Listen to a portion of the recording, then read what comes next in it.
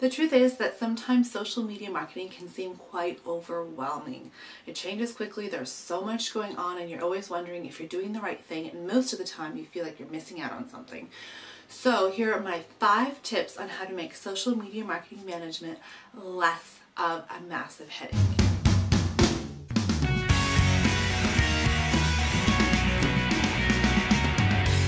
Hi, I'm Maria Hammett and this is Happy Marketing Club, and these are my 5 tips for making social media marketing just way less overwhelming.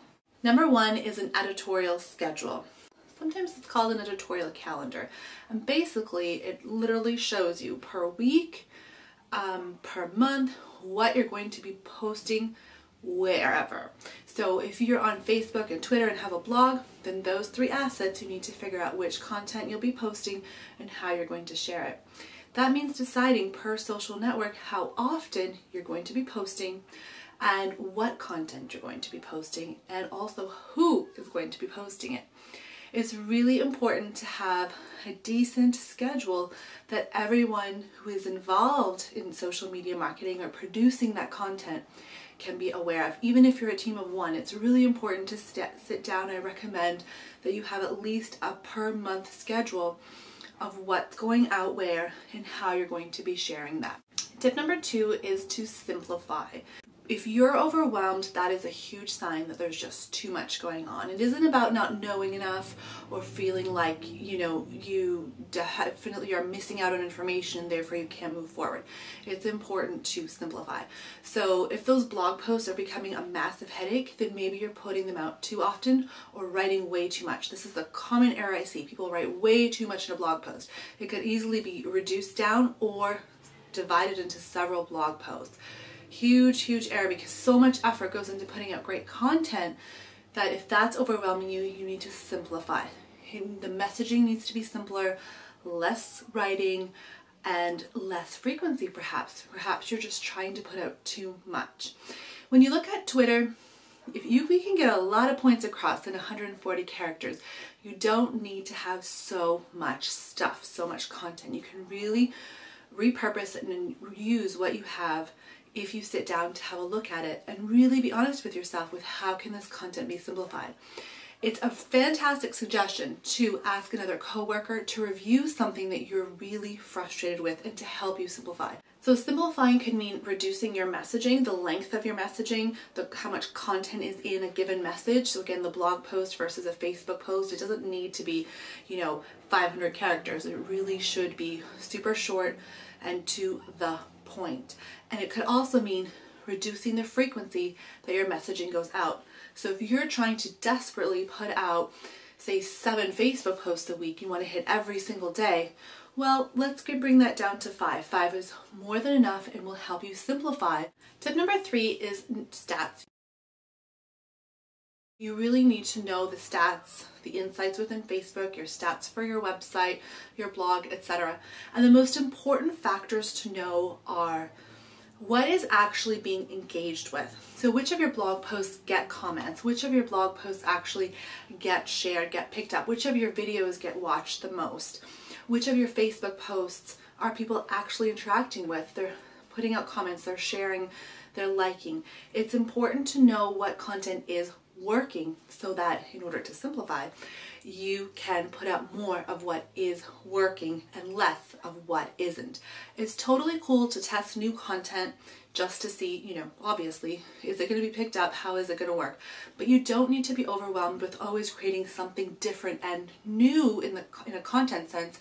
Stick with what works. That also, again, helps you simplify, and your stats will tell you the truth about what is working. One of the most important stats that I tell people to really keep an eye on, whether you use Google Analytics or any other analytics tool for your website, or if your blog is your main source, is check out the traffic sources. You should know where people are coming from. So for me, I get a lot of people from YouTube and Pinterest. It usually does way better than Facebook for me. Not this case at all for other clients that I have. You have to first put out the content for a few months in order to have stats to work with.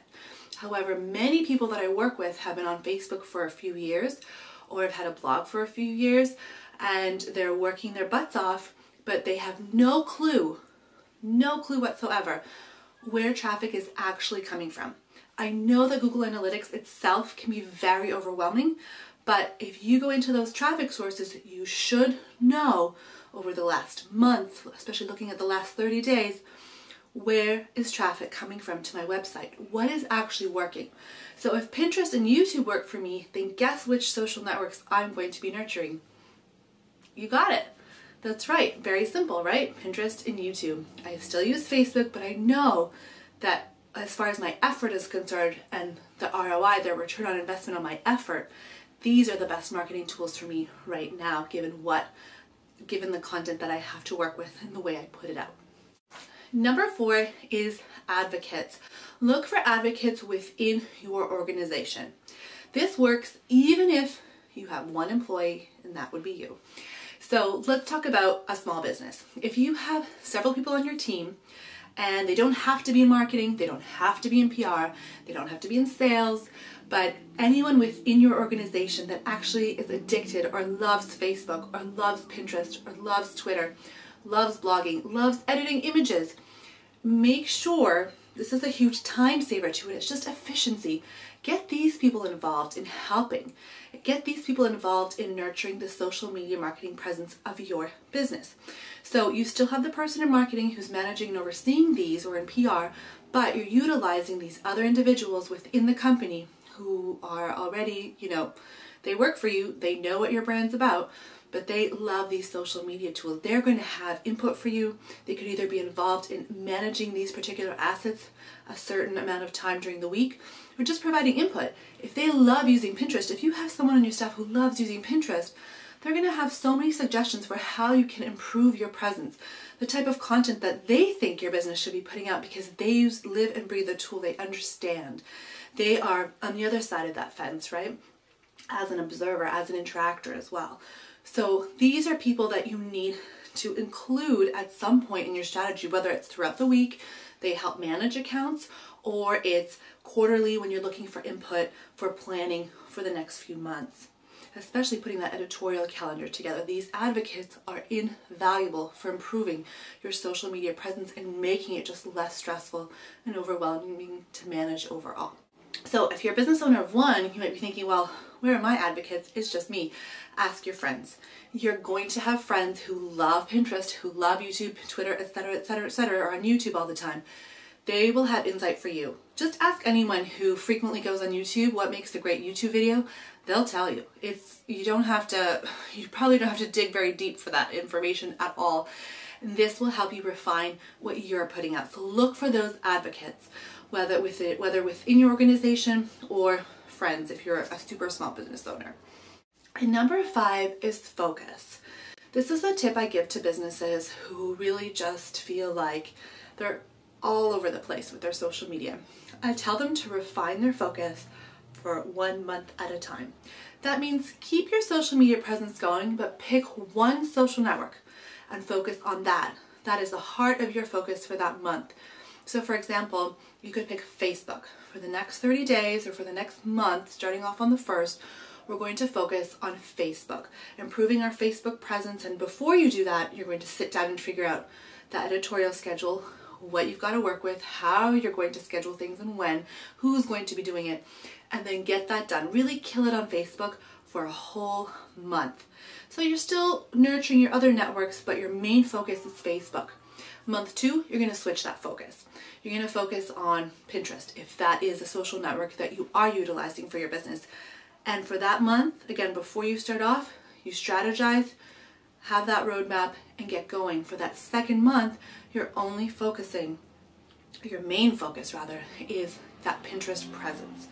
This really allows employees, anyone who's on staff, to nurture those social networks, to really focus on just that social network, figure out what's working and what isn't. When you put a whole heart effort on one social network, you can really look at those stats and see what is working and what isn't. If you're diluting your effort all over the place because you never took time to really plan and execute an excellent strategy on a given social network, if you just keep adding more responsibility on top of that, more social networks, more messaging, it's just gonna all get diluted, lost, and it's gonna be a huge mess. So my last tip, number 5, the focus. It's really important to take a 30-day period, a 1-month period, and focus on really executing an excellent social media strategy on just one social network. So if you're on Twitter, I'm not saying dump it, just keep it going loosely, but really focus on that one. Take time to plan for that one. Next month, it's social network number 2 that becomes the main focus, and we've taken time to plan as to what we're going to do. Sometimes clients do this for 4 or 6 months until they've really tapped into everything, so a blog included. You'd have that 1 month to focus on a blog. And guess what happens after that 6th month? People are much happier. The social networks have so much more life. Everything just seems to make a lot more sense, and it becomes much easier than after that 6-month period to create a plan, a social media marketing plan for the next 6 months and include all of the social networks. And you get a better sense, again, when you're comparing stats of 6 months back of where traffic's coming from. You can tell so much better when you've spent a month on Facebook, a month on Twitter, a month on Pinterest, a month on your blog. Where's our traffic really coming from? Where do we get the most people coming from to our website when we give it all that we've got? So to recap, number 1, editorial schedule. It's so important to know what you've got to work with, plan it out, when it's going to go out, how often, who's going to do it.